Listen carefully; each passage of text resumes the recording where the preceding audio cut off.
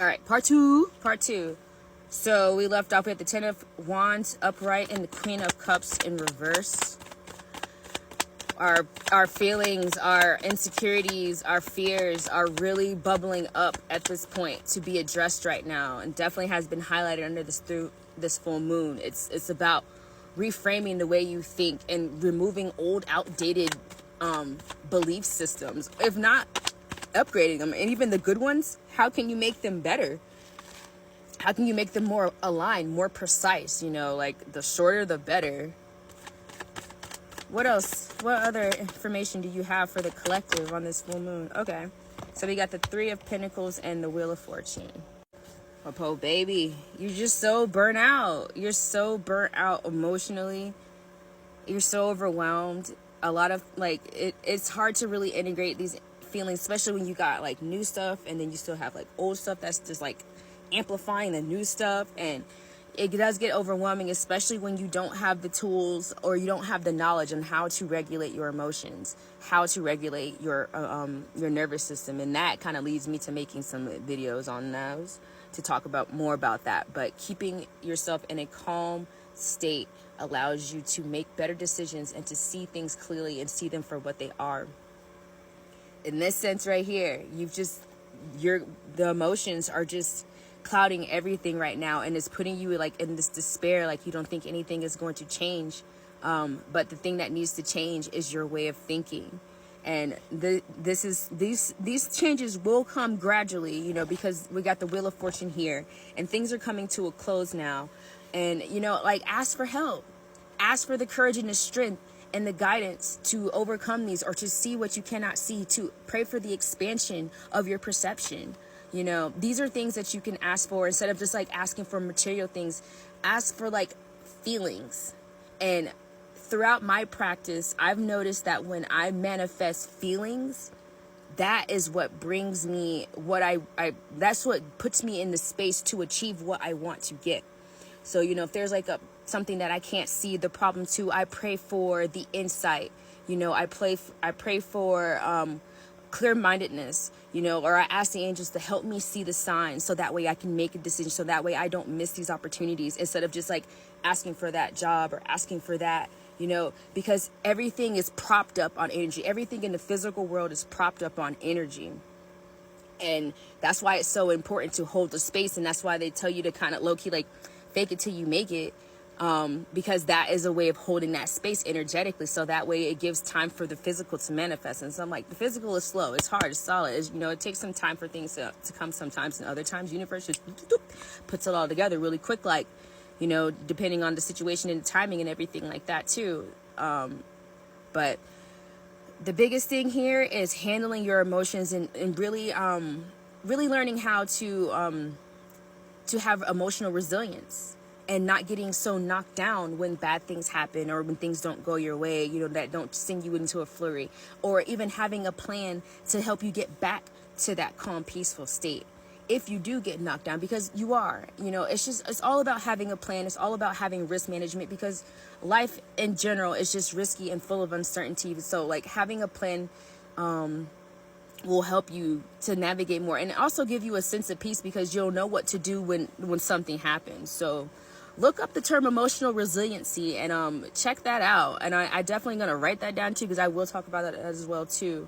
So that way you're not just so taken out by all these things, especially when you have an idea in your mind and you think that it's supposed to go this way and it doesn't, and then you think that you're a failure and this and that, and then cue all the negative self-talk. We have to stop that, because it's not your fault. Every mistake, or whatever you want to call it, is a learning experience. And sometimes you just didn't hit it, and sometimes you got to figure out, why you didn't hit it. You didn't go back to the drawing board, or try something different, or open your mind, or look at it different. So, all right, Spirit, thank you for that. Ho, ho, ho. So why the Three of Pentacles? Why are we stressed? Why are we overwhelmed? Why are we burnt out emotionally? We got the Magician here. It's just not trusting your innate abilities and what you can do. There's not a lot of belief in the power that you hold and what you're capable of. Looking back at how far you've come, and I know sometimes, like, especially here in America, everyone is banking success off having that job, having that car, having money, going on vacations, flexing, wearing these expensive clothing. But that's generally not the case here. It's more about like the small things, and like how you've overcome your obstacles and challenges that have presented to you.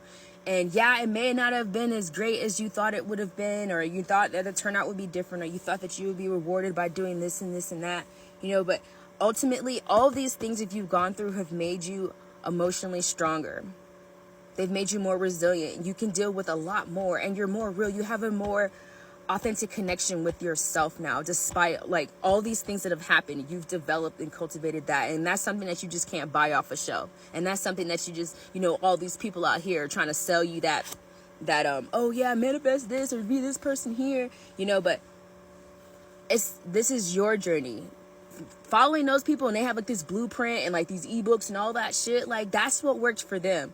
In this particular sense, you have to pay attention to what you have done, whose hearts you've touched. And sometimes you may not even know, you just could just be walking here and like being a prime example, and like shedding light and wanting people to rise and elevate themselves just by you being you. But you don't notice that because, you're not hearing that. No one's telling you that. But when the magician comes up here, this is just not believing that you're your true power, and you have everything that you need to cultivate and like to be the person that you are. You can do it right now. You can do it right now. You don't need to have all these materials. You don't need to have your sword. You don't need to have your pinnacle. You don't need to have your chalice or your wand. You just need to know and acknowledge that you are a powerful individual, and you are the co-creator of your world. And once you learn to really master your mind and really understand your emotions, that is the true power there. And with that, you can take that and you can build anything. You can really be the magician here. You can really be the alchemist when you understand how energy works and how to move it through your body. Thank you, Spirit. Tell me more.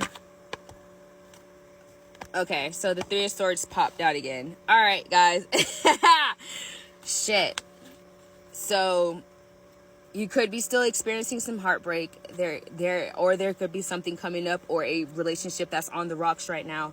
I'm not really entirely sure, but definitely with the past few readings, we've gotten this card, and heartbreak is really something that's really hard for you to get past and get through. And I completely understand, because it's so much injustice that it was suffered, and a lot of it you weren't even aware about. So now that you're educating yourself, and now that you're learning about all of these things and all these toxic behaviors and traits, and you're starting to like think back on your childhood, and then that opens up that space for that emotion to come back, because it hasn't been dealt with. You just suppressed it because you didn't know what to do with it. So it's okay. I'm encouraging you to keep going in, keep feeling these feelings, journal them, write them down, meditate, make sure that you are keeping your nervous system calm. Get supplements that help out. I'm taking some supplements right now that really, like, I take them at night. It literally has been a game changer. Like, I know that, like, when I'm in a stress, I didn't realize how I was always just stressed. I was stuck in fight or flight constantly. And now that I've had the space to feel my body and feel the calm and peace and like the different patterns, like I can feel the difference now. And that might be where you're just stuck in that freeze, fawn, fight or flight response. And it's inhibiting your thoughts. You're like, God, I can't get out of this. I don't know what to do. Go herbal. Try out some herbs that will help keep your nervous system calm. And like, that should be one of your big focuses right there. So that way you can see what's actually going on, instead of just like getting lost in the thoughts and getting lost in the feelings and then spiraling and spinning it and all the other good shit. So we don't want to do that. But meet me in part 3. All right.